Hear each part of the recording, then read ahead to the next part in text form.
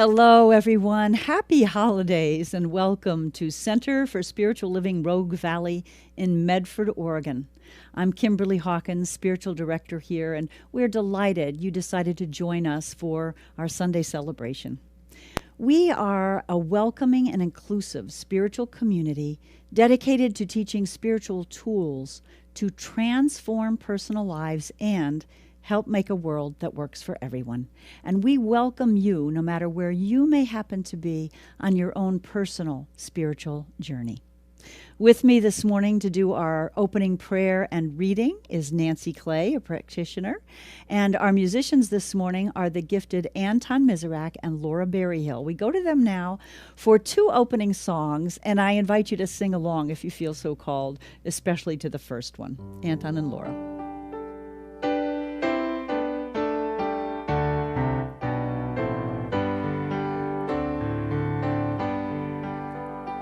Oh, come, all ye faithful, joyful and triumphant. Oh, come ye to Bethlehem. Come and behold him, born the King of angels. Oh, come, let us adore him. Oh, come, let us adore him. Oh, come, let us adore him. Christ the Lord. Sing, choirs of angels, sing in exaltation. Sing, O ye citizens of heaven above. Glory to God in the highest glory. Oh, come, let us adore him. Oh, come, let us adore him. Oh, come, let us adore him. Christ the Lord. Yea, Lord, we greet thee, born this happy morning. Jesus, to thee be glory given. Word of the Father, now in flesh appearing. Oh, come, let us adore him. Oh, come, let us adore him. Oh, come, let us adore him. Christ the Lord. Adeste fidelis, late triumphantes, venite in heaven above. Natum videte, regiam angelorum, venite adoremus, venite adoremus, venite adoremus Dominum.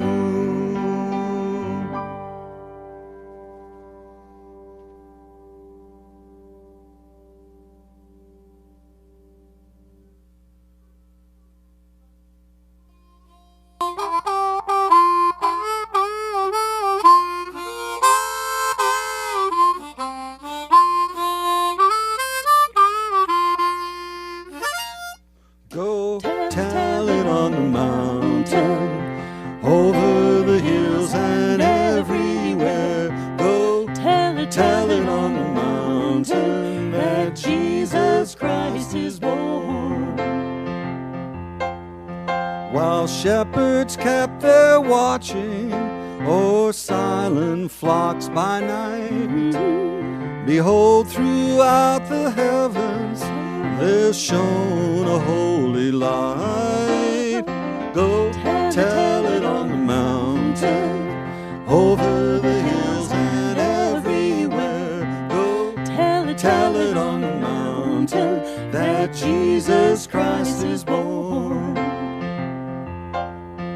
The shepherds feared and trembled when lo above the earth rang out the angel chorus that hailed our Savior's birth. Go tell it on the mountain, over the hills and everywhere. Go tell it on the mountain, that Jesus Christ is born. Down in a lowly manger, the humble Christ was born, and God sent our salvation that blessed Christmas morn. Go tell it on the mountain, over the hills and everywhere. Go tell it on the mountain, that Jesus Christ is born, that Jesus Christ is born.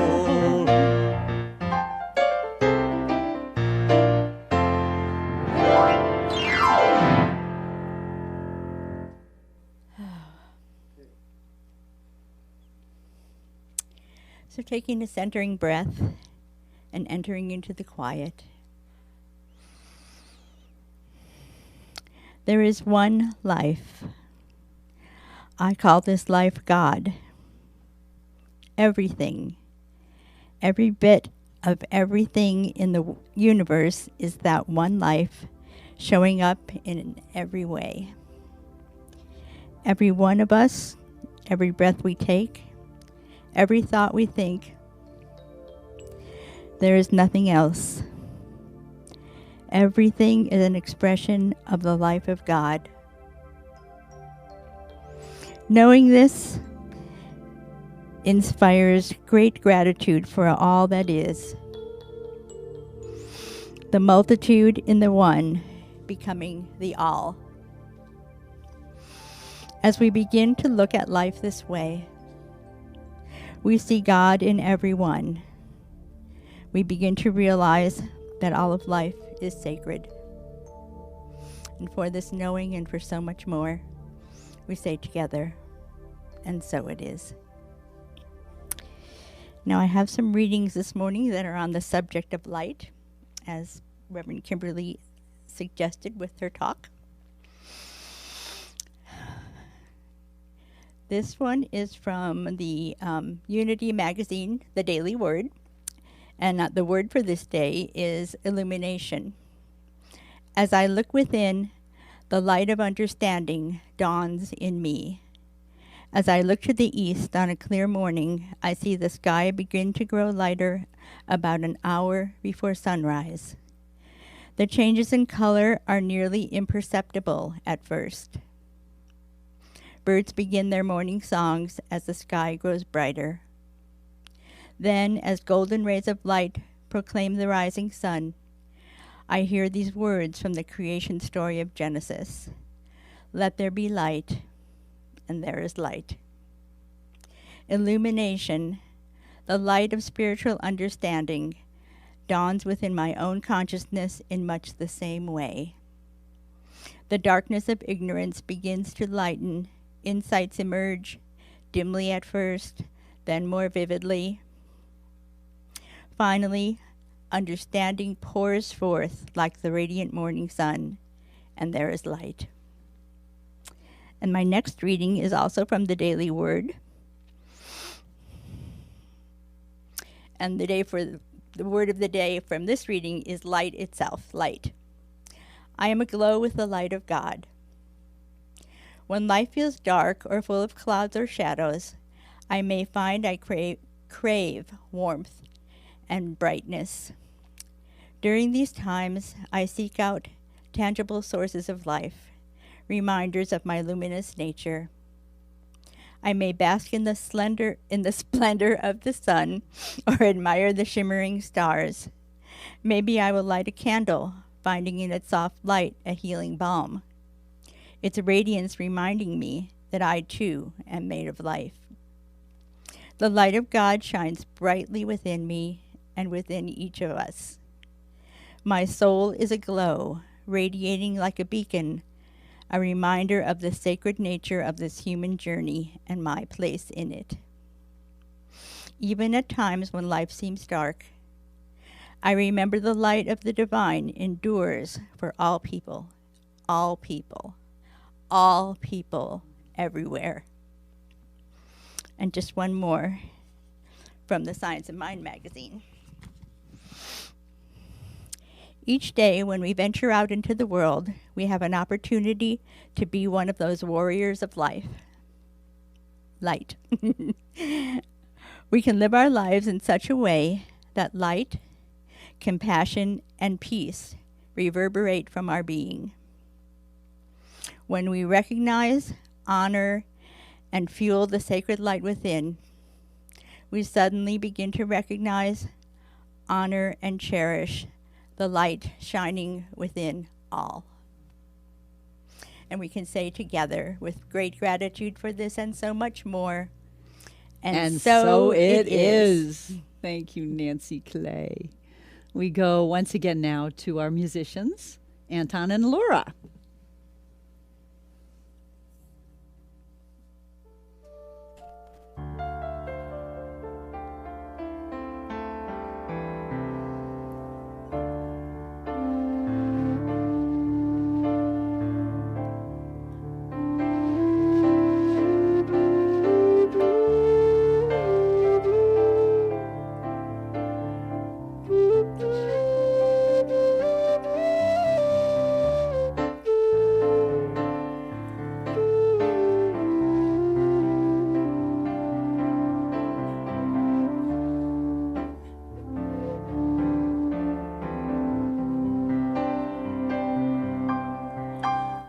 Opening up in sweet surrender to the luminous love light of the One.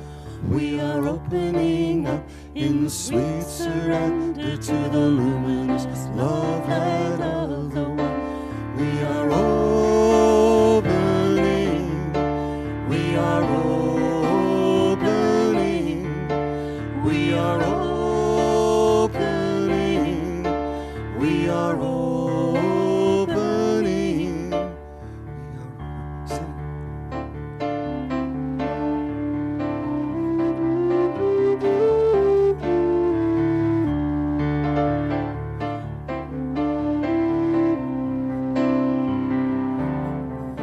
We are rising up like a phoenix from a fire. Brothers and sisters, spread your wings and fly higher. We are rising up like a phoenix from a fire. Brothers and sisters, spread your wings and fly higher. We are rising up. We are rising up. We are rising up. We are rising up. We are opening up in sweet surrender to the luminous love light of the One. We are opening up in sweet surrender to the luminous love light of the One. We are opening, we are opening, we are opening, we are opening, we are opening up in sweet surrender to the luminous love light of the One.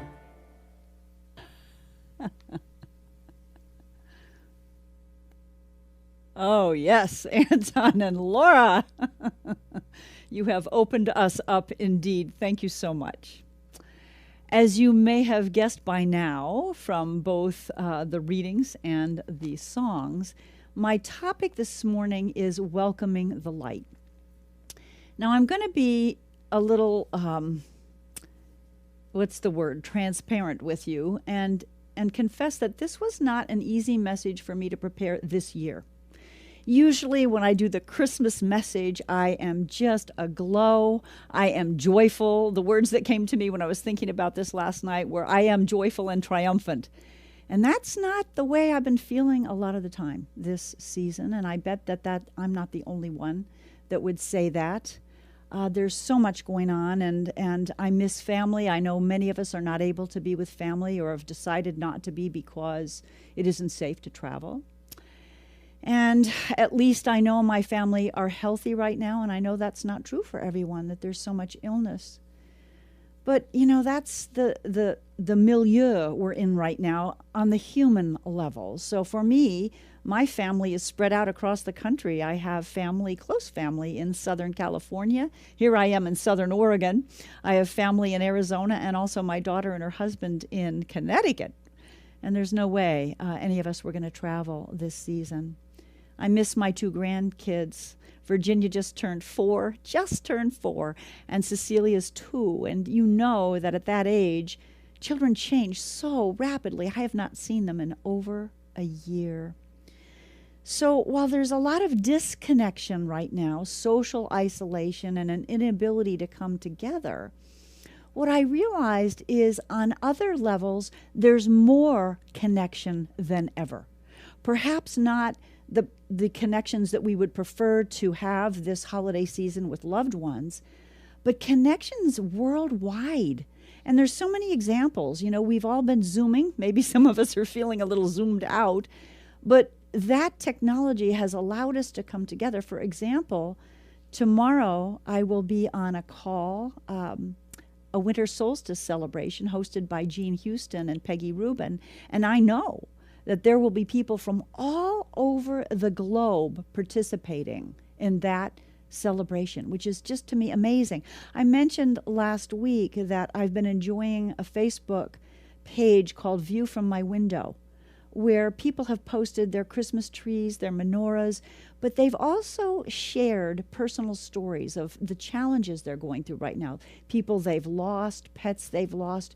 And there's been a lot of requests for prayer, for support. And so people from all over the globe have responded to people, no matter where they are, with words of support and love and prayers, which has been amazing to me, so touching to me.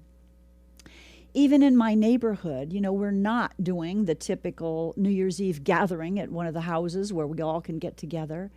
But we're doing what we normally do, which is to go across the street or next door to deliver a little something, a card, a small gift, some cookies. And while we're wearing masks and we can't see smiles, I've experienced this heartfelt connection that I don't think has been quite as strong ever before. You know, this feeling that we're in this together and that we care about one another, and we're so grateful that we're still here and that we're able to spread a little love and a little cheer.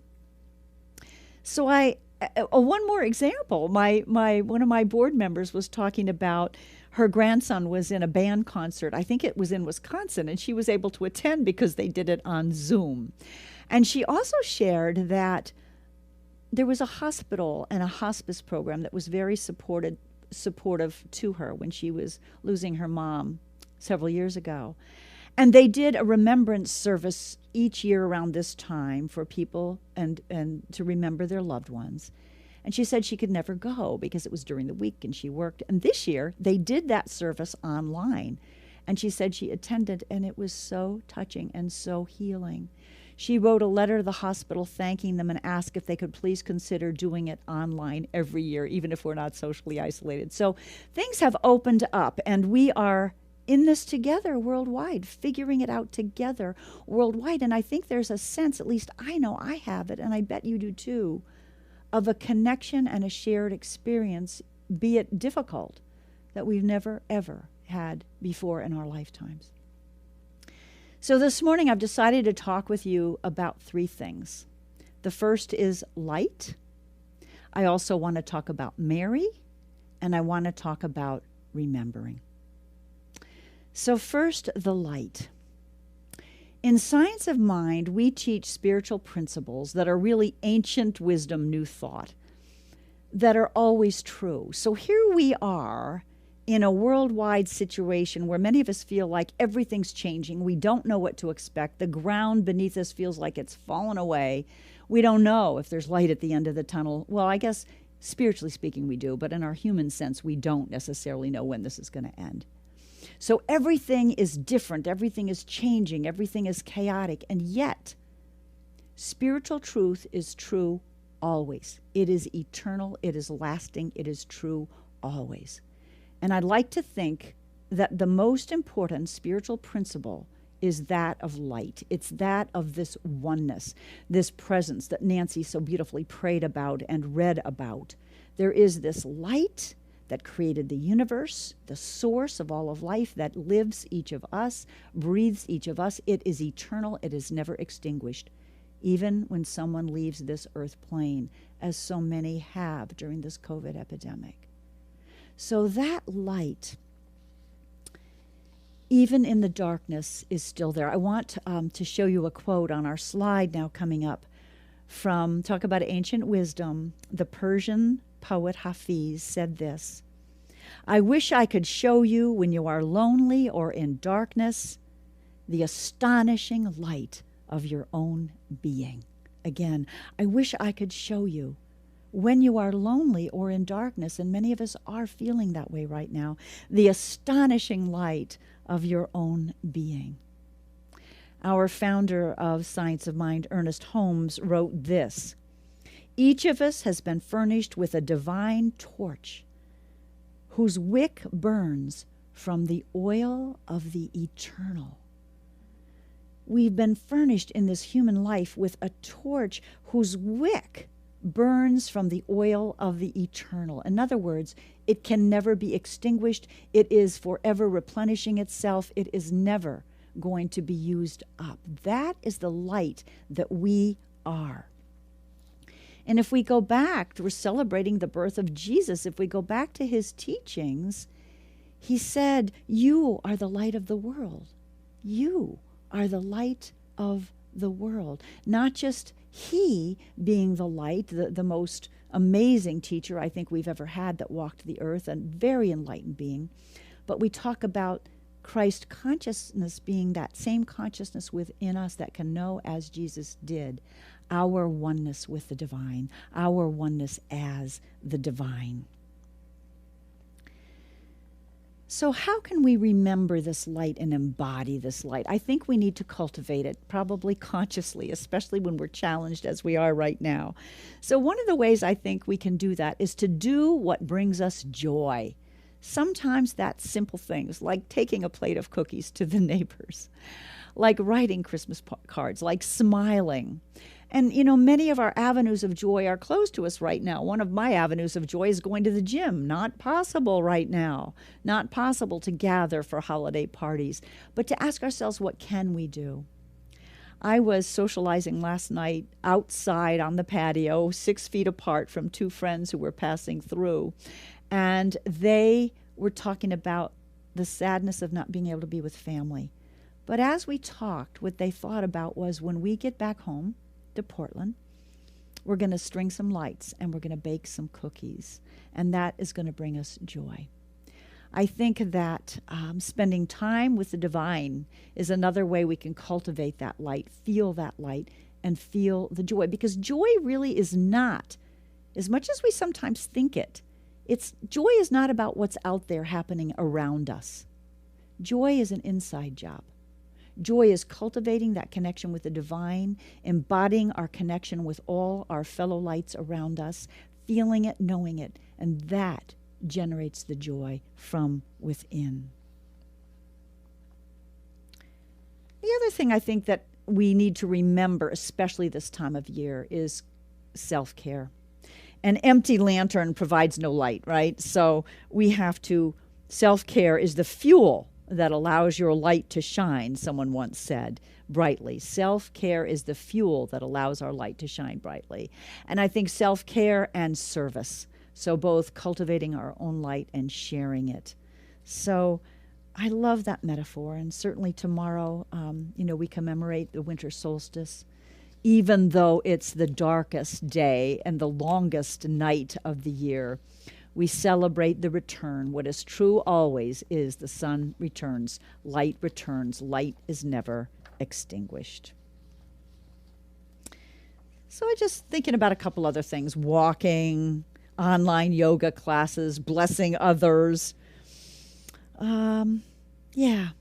We have a virtual convention coming up for our CSL community in February where we're going to come together online. And I just know that it's going to be rich and rewarding. And if you want to participate, please email us and we'll make sure that we get you all registered. Light, celebrating light. The second thing I want to talk about is Mary. And for some reason, I've been focused more on Mary this year than ever. I was not raised Catholic. I spent some time practicing Catholicism when my children were young and in a Catholic school. My husband was raised Catholic. The Catholic Church focuses more on Mary than the Protestants do. But I was reading, our book of the month this month is Richard Rohr's The Universal Christ. And he talks about Mary, the divine feminine, and how she welcomed the light in her own life. I mean, think about it. Mary was a teenaged Jewish girl who came from very humble circumstances, has this angel appear to her out of nowhere, the angel Gabriel saying, "You're going to give birth. The Holy Spirit in you is going to give birth to a child, and you're going to name him Jesus. And not only are you going to give birth, but your friend Sarah, who is elderly, is also going to give birth." And instead of saying, well, "You're whacked, what are you talking about?" or being scared so that she couldn't respond, what did Mary say? She surrendered, like that song Anton and Laura just sang to us, opened up and surrendered and said, "I am the Lord's servant. I am the Lord's servant." Mary, who very humbly accepted her role, who literally embodied the light. And I'm thinking too that to do that, to be a being who could embody a light as great and as bright and as profound as Jesus, had to be enlightened herself, had to be connected herself to her own light. So not only did she embody the light and give birth to Jesus, but then she gave her light, her son, God's son, all of our son, back to humanity. And if you read about Mary in the Bible, she's not a real doer, she's more a beer. You know, at the wedding in Canaan, it was Mary who noticed that the wine was running out and made that comment. It was Jesus who turned the water into wine. And we need that divine feminine. We need that divine feminine that is not necessarily going out, banging on doors and changing things, but is noticing, is present, is communicating, is compassionate, is kind, and it has a heart of service. That is what the divine feminine is. Our Lady, she's called in the Catholic Church. It's interesting. Our Lady, like our Father, so she belongs to everyone. There's a quote in Richard Rohr's book I wanted to read you about Mary and the divine feminine. He wrote, "Today, on many levels, we are witnessing an immense longing for the mature feminine at every level of a society, from our politics to our economics to our psyche, our cultures, our patterns of leadership, and our theologies, all of which have become far too warlike, competitive, mechanistic, and non-contemplative. We are terribly imbalanced." And so there's a call for all of us, men and women, because the divine feminine and the divine masculine don't have to do with our gender or our sex. They have to do with two components of the divine that we all embody.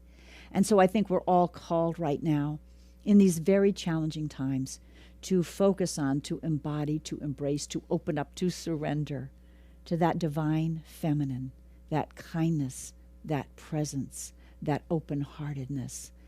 And I think that's one of the gifts, perhaps, in this terribly challenging time, that we are called to come together as a collective world community and to remember the collaboration, the cooperation, not just the divisiveness that's going on.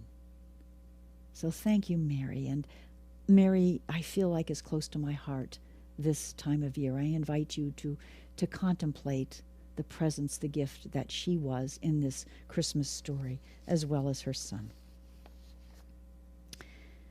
So we've spoken about light, we've spoken about Mary. The third thing I want to talk about is remembering. And what I mean here is remembering those people who have been lights for us in our lives. But not only those people who are still here and showing us the way and being lights and supportive, but those who are no longer on this plane with us, who were and continue to be lights for us. I think this time of year it's natural to be missing people that we love and cherish and that are no longer physically with us. So I'm going to invite you right now, as Anton and Laura play some meditative music, to just be quiet for a minute and to bring to mind the person or people who have been great lights for you, who are no longer physically present with us on this earth plane. It may be parents, it may be children, it may be pets even, that we miss this time of year. And so just allow yourself to picture their face, knowing that as they have crossed the veil, they most likely appear young and happy and vibrant and healthy and loving.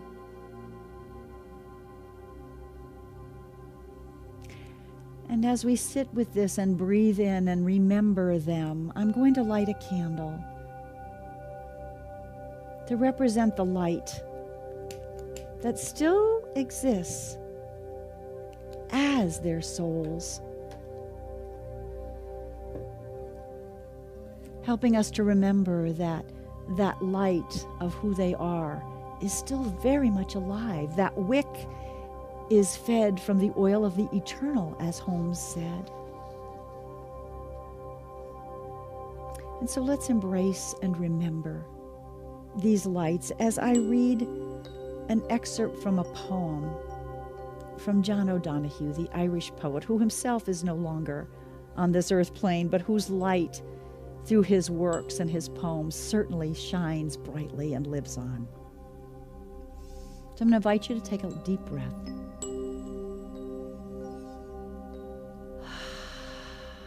And remembering your loved ones.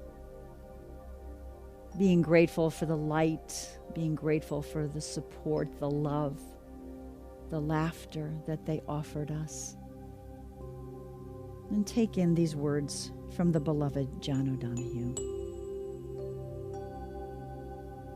We look toward each other no longer from the old distance of our names. Now you dwell inside the rhythm of breath, as close to us as we are to ourselves. Though we cannot see you with outward eyes, we know our soul's gaze is upon your face, smiling back at us from within everything to which we bring our best refinement. Let us not look for you only in memory, where we would grow lonely without you.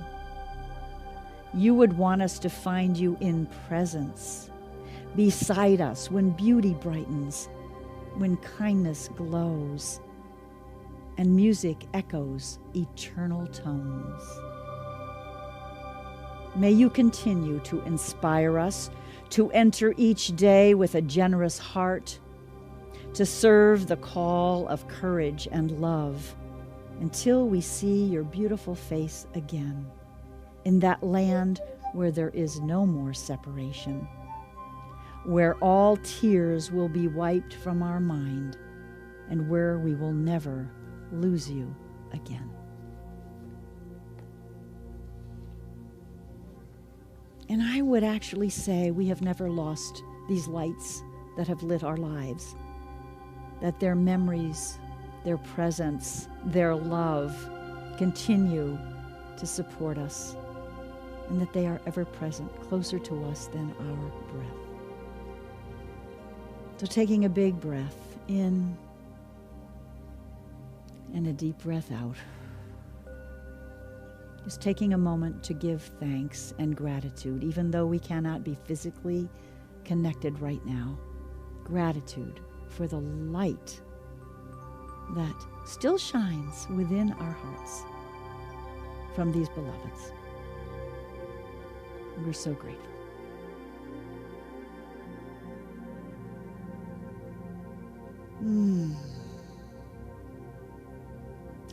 And so taking a moment now to recap what we've talked about this morning together. as we light candles this season, to remember that, as Jesus told us, we are the light of the world.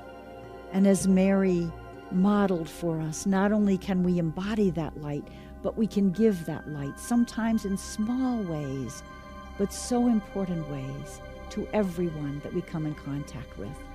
Whether it's a small act of kindness, an opening the door, a smile, or a larger act, a gift, we can give that light. May we remember to embody the divine feminine that is surrendered, that listens, that is present, that notices and responds to those around us. May we create a world in which the divine feminine is more pronounced, where we collaborate and cooperate and forgive and love and support and honor, where there's respect for all of life, remembering that we belong to each other this season. We are all part of that one eternal light, that wick whose oil is forever in the divine presence. We are the lights. May we all shine bright. Let's go into prayer. So in this holy season of light, I remember and bless each incarnation of that one life. We remember the greatest teacher that ever walked the earth, Jesus. We remember all the other saints and sages, Buddha, Muhammad, Moses, all of the saints, many of them females, many of them feminine mystics. And we remember those in our own lives who provided light and guidance and love and support. And we remember that we too can be that presence for others around us, knowing that there's one life, one light. We all draw our light as wicks in that one oil of the eternal, of God, of our source. And so may we go into this holy week in the Christian community, remembering that, and feeling our feelings when we're feeling sad or disconnected, but going back to that truth that is true always, even in times when everything seems to be shifting, that truth that is true always, that there is a divine light, that it is always within us, around us, and noticing it, giving thanks for it, spending time with the divine in the midst of our busyness. We are the light. We are meant to be the light. And so as we tomorrow celebrate the winter solstice, as we celebrate Christmas and we go into this new year, we know that as we embrace our wholeness, our light, as we're willing to share it, as we're willing to be surrendered to it, as Mary was, as we're willing to be guided, that something new is being birthed. It's not just the Christ light that was born once, thousands of years ago. It is that in each act of kindness, the light is birthed again. That light that is never extinguished is illumined brighter and brighter and brighter. And so we look forward to a new year, a new season where the sun returns and where we return to the knowing and the truth of our greatest light. As Hafiz said, the astonishing light of our own being and the astonishing light of every other being on the planet. In gratitude to speak these words, in gratitude to share this time with you, in gratitude for this holy season where we can recognize our connection, our oneness around the globe, I release this word into the law that always hears and answers, that part of God that says, yes, my beloveds. Just as Mary said yes to God, God says yes to us. I release it, I let it be, and we say together, and so it is. Thank you, my friends. And we go now once again to Anton and Laura.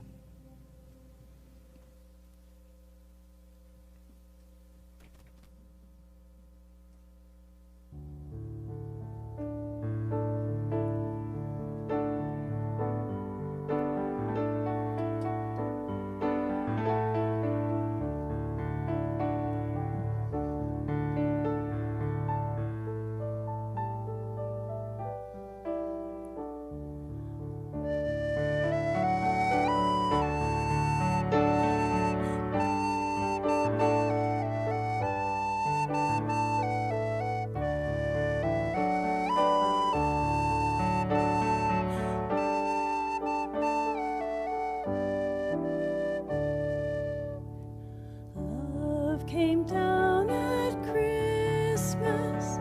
Love all lovely, love divine. Love was born at Christmas. Star angels gave the sign.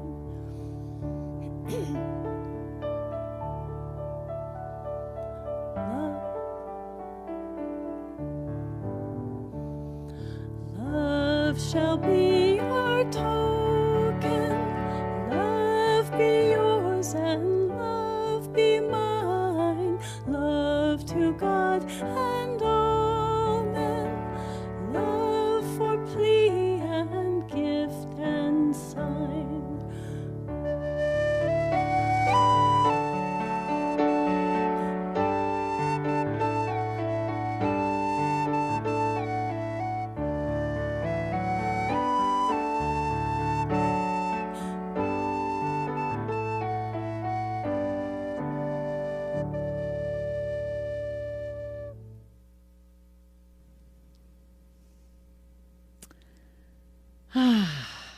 We are now in our time of sacred giving, that moment when we are able to give thanks for the good that is flowing into our lives, and we make the conscious decision to share a portion of it to those places where we're spiritually fed. So once again, I invite you to take your gift metaphorically, place it across your heart as we share our affirmation together. From the love of pure spirit within me, I bless this gift. I send it forth to heal and bless and prosper. It is evidence of my faith and my belief. It does great work in the world, and it returns to me multiplied abundantly. To give to CSL RV, you can do it the old-fashioned way. Mail a check to P.O. Box. You think I'd know the number by now? 1458, Medford, Oregon, 97501. You can go to our website, cslroguevalley.org, and hit the donate button. I invite you, if you're a part of our community, to please let us know, if you haven't already, your conscious giving commitment for this coming year. That's how we are able to create our budget and to remain fiscally responsible. And a few announcements. We are continuing our spiritual practice and connection calls Monday and Wednesday mornings at 9 a.m. Pacific time and Thursday evening at 7 p.m. I invite you to consider tuning in. Neil Donald Walsh does a Christmas Eve service traditionally in Ashland every year for many years. Not happening in person this year, as you might have guessed, but it is happening online at 7 p.m. Pacific time on Christmas Eve. So check our newsletter for how to access that, or you can Google it. There's also the World Peace Healing Meditation coming up on New Year's Eve at 4 a.m. Pacific time, because everybody across the globe joins at the same time. A beautiful way to begin the new year. Again, our CSL Vista Convention is happening February 15th through 18th. Let me know if you want to register. We can make that happen together. There's a Meditation is More Than You Think class coming up with Reverend Michelle Arellano beginning on January 21st. You can register on our website. Sign up for our newsletter if you're not already getting it on Facebook under email. Sign up. And finally, next week we have a real treat. I will be here emceeing, but Reverend Elisha Christopher will be our guest speaker next week. He is on fire, folks, and he will be speaking about a look back at the year 20 with 2020 hindsight, clear vision. You will not want to miss that. That's all of our announcements. Let's have our closing song now and then a final blessing. Anton and Laura, once again.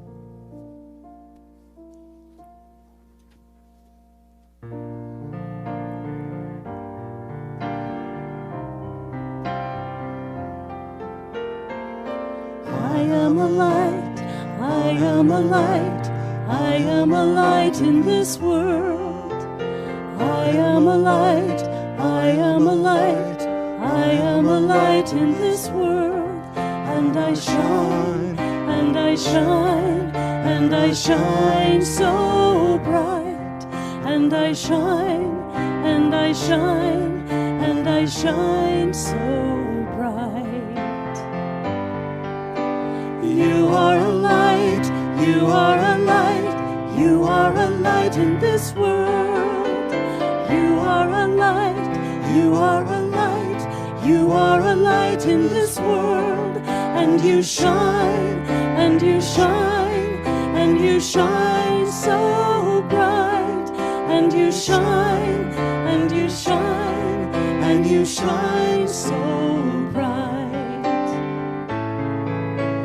We are a light, we are a light, we are a light in this world.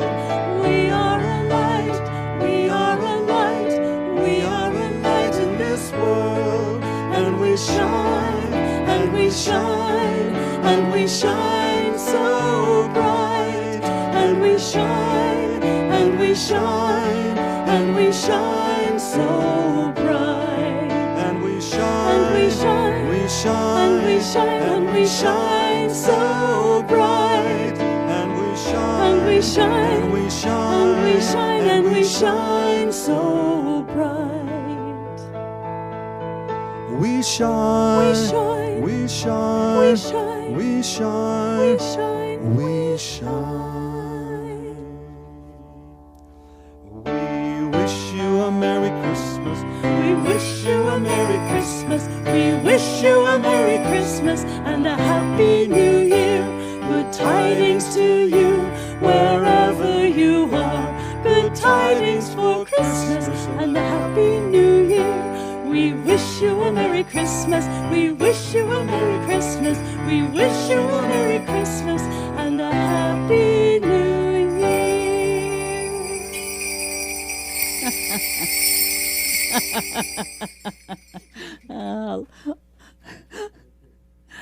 Love those sleigh bells, Anton and Laura. Thank you. And so, wishing you all a Merry Christmas. And as we enter in this very holy time of year, this very holy week, let us all remember that we are the light, and we are an eternal flame that can never be extinguished.